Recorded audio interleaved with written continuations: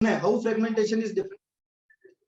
First point, regeneration. In regeneration, the body of planaria cuts by accidental process. Yeah, cut into pieces accidentally. But in fragmentation, the body itself divides into few fragments. दूसरा, in regeneration, only lost part is again formed. Clear ना, जो lost part है केवल वो, क्योंकि spiro वगैरह का कोई फिक्स शेप नहीं, वो किधर से भी, लेकिन इसका जो लॉस्ट पार्ट है, तो मेन डिफरेंस तो इसमें किसका आता है, एक्सीडेंटल कटिंग का, और वहां पे इंटेंशनली बॉडी खुद को फ्रेगमेंट्स में डिवाइड कर रही है रिप्रोडक्शन करने के लिए। अब सर हम इसको रिप्रोडक्शन में क्यों पढ़ रहे हैं कि ये प्रोसेस कुछ इस तरह से होने लग गया, तो मैं क्या इसको रिप्रोडक्शन में इन्वॉल्व कर सकता हूँ?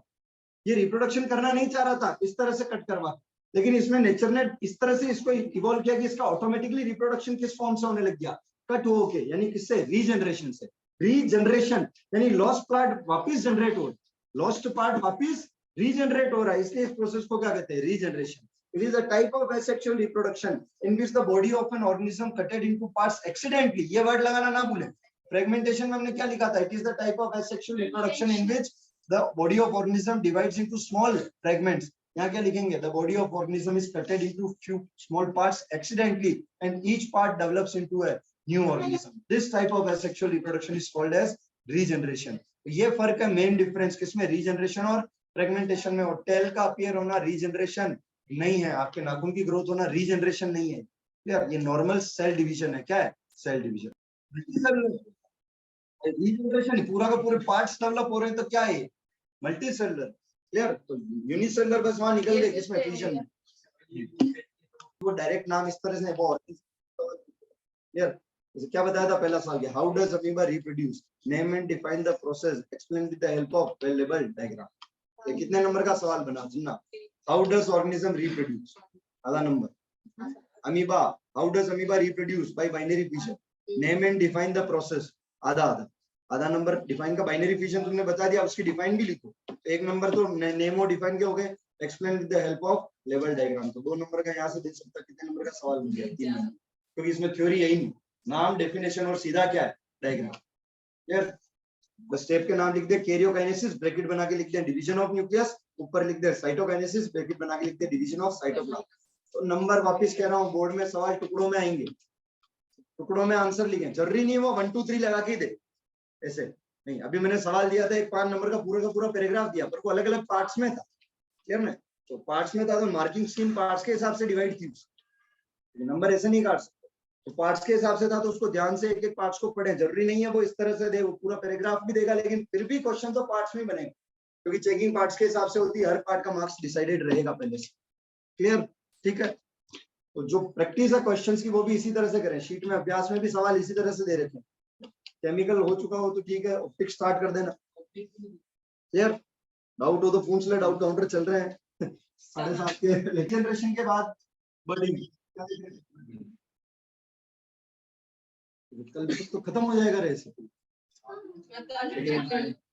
वेजिटेटिव प्रोपोगेशन में थोड़ा सा वक्त लगेगा, तो उसमें कटिंग है, ग्राफ्टिंग है, क्लियर ना, अलग अलग थोड़े से। देखिए, बर्डिंग का मतलब समझें, इसको हम 2 ऑर्गेनिज्म में समझेंगे, पहले समझ के फिर इसकी डेफिनेशन निकालते हैं। एक में बताऊंगा बर्डिंग इन हाइड्रा, एक में बताऊंगा बर्डिंग इन ईस्ट। क्लियर, देखें हाइड्रा,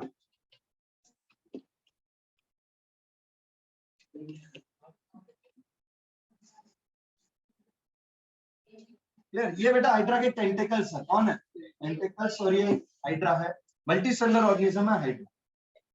देखें बेटा, इसके बॉडी के अंदर रिपीटेड सेल डिवीजन की वजह से, किसकी वजह से, रिपीटेड सेल डिवीजन की वजह से यहाँ पे एक आउटग्रोथ रिलीज हो जाता है इस तरह से, इसे कहते हैं बड। क्या कहते हैं बेटा, क्यों हुआ, सेल डिवीजन। कौन सा सेल डिवीजन, मियोसिस या mitosis, mitosis. Repeated cell division, देखें हमारी बॉडी में भी जो ट्यूमर्स होते हैं, गिठान होती है, वो किसकी वजह से होती है, सेल डिवीजन की वजह से।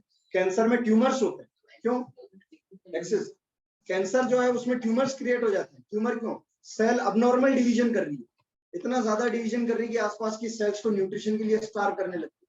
क्लियर ना, तो वहां पे ट्यूमर्स क्रिएट होते हैं। तो यहाँ पे तो नॉर्मल रिपीटेड सेल डिवीजन हो रहे हैं, क्योंकि हमारे छोटी मोटी गिठान हो जाती है, मतलब वहां पे सेल्स के नंबर बढ़ गए। तो यहाँ रिपीटेड सेल डिवीजन की वजह से क्या निकलता है बेटा, आउटग्रोथ। क्या प्रोड्यूस हो जाता है, आउटग्रोथ। इसे क्या कहते हैं, बर्ड। क्या कहते हैं, बर्ड। अब इस बर्ड की क्या होगी, ग्रोथ होगी। क्या होगी, बर्ड की ग्रोथ होगी। देखें, ये पेरेंट बॉडी है या नहीं है, अरे ये क्या है, पेरेंट बॉडी, और इस पेरेंट बॉडी के ऊपर किसका फॉर्मेशन हुआ, बर्ड का। और अब इस बर्ड की क्या हो रही है बेटा, ग्रोथ। देखे ध्यान से, बर्ड क्या थोड़ा बड़ा हुआ, बर्ड की क्या चल रही है, ग्रोथ चल रही है। ये और ग्रोथ, ऊपर वही टेंटिकल्स कौन रहेंगे, टेंटिकल्स।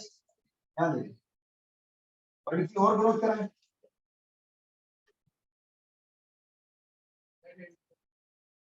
क्लियर। अब देखें, जब ये बर्ड फुली मैच्योर्ड हो जाता है, जब ये बर्ड फुली मैच्योर्ड हो जाता है, क्लियर।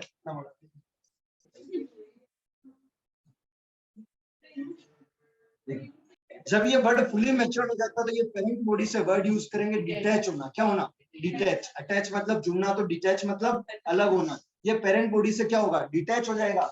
डिटैच होकर ये अपनी इंडिविजुअल ग्रोथ करेगा और क्या बन जाएगा, हाइड्रा। क्या बन गया, नया हाइड्रा। अब सुने इसमें किस तरह से लिखेंगे, बर्डिंग।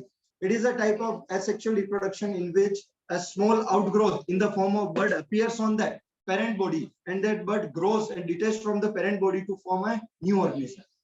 To form a new organism. अब आता है कि name an organism in which budding takes place. Describe the process.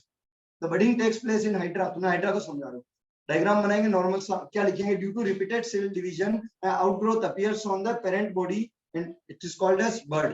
The bud continuously grows in size. The bud continuously grows in size. Finally, the bud matures and it detaches from the parent body and develops into an individual hydra. ये mature होने के बाद detach हो जाता है। Detach होना मतलब अलग होना। इस हाइड्रा की पेरेंट बॉडी से अलग हो जाएगा और एक इंडिविजुअल हाइड्रा बना देगा। तो ऐसा टाइप के सेक्सुअल रिप्रोडक्शन को क्या कहते हैं, बडिंग। क्योंकि यहाँ किसका फॉर्मेशन हो रहा है, बडिंग। अगर एक और बडिंग होती है बेटा किसके अंदर, ईस्ट के अंदर। इसको डिस्कस करेंगे नेक्स्ट लेक्चर में। इस तरह उसको